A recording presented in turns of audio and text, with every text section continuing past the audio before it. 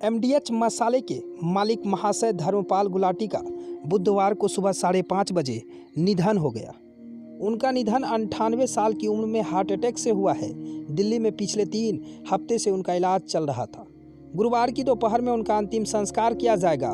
उद्योग जगत में योगदान के लिए महाशय धर्मपाल को पिछले साल पद्मा विभूषण से सम्मानित किया गया था। वो कभी दिल्ली के सड़कों पर टांगा चलाते थे और फिर अरबों के कारोबारी बने।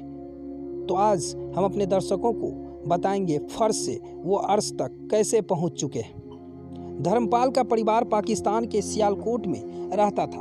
उनकी पढ़ने में रुचि नहीं था। पिता चुन्नीलाल ने काफ़ी कोशिश भी किया, लेकिन उनका पढ़ाई में मन नहीं लगा।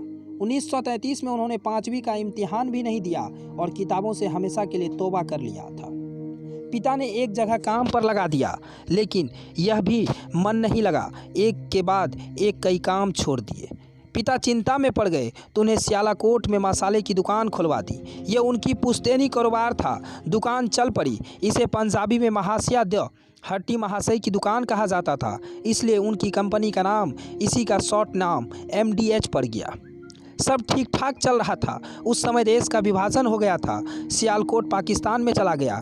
परिवार सब कुछ छोड़कर सितंबर 1947 में अमतसर फिर कुछ दिन बाद दिल्ली आ गया।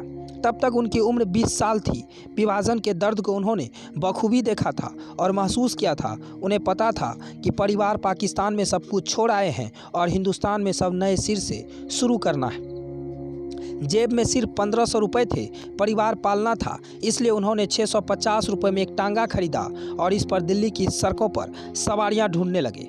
एक सवारी से 2 आना किराया लेते थे, लेकिन कहते हैं ना, जिसका काम उसी को साजे। महाशय का मन तो कारोबार में रमता था, इसलिए 2 महीने बाद टांगा चलाना बंद कर दिया। जो पूंजी थी उसी घर पर ही मसाला बनाना और बेचना शुरू कर दिया।